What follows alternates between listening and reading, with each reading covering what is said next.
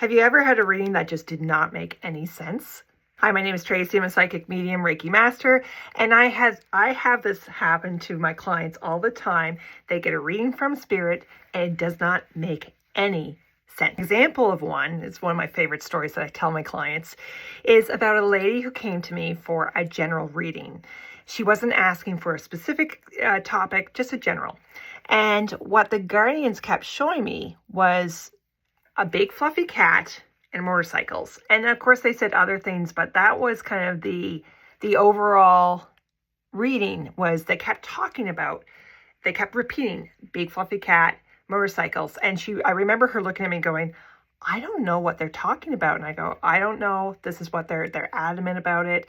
If it doesn't make sense, just not maybe put it off to the burner and it'll make sense with time. So it does happen that the guardians do get very excited about upcoming events. And remember, time on earth is very different than time in spirit.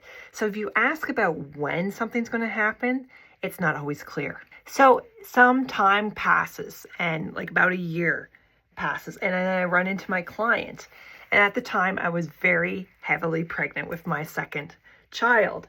And she ran into me and she said, Tracy, are you still doing readings? And I said, well, yeah, but I'm going to be not available soon. She goes, I have to tell you, when I left, after we had our last reading, I thought you were a little bit out there. But then 2 months passed and she met this wonderful man and they started dating. And guess what? He had a big fluffy cat and he rode motorcycles.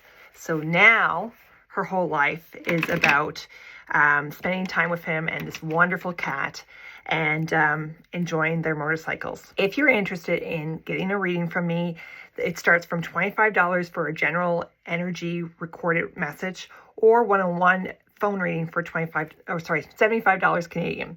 So I hope this is helpful. And again, just if you have a reading and it doesn't make sense, be patient. It will all come together. Bye for now.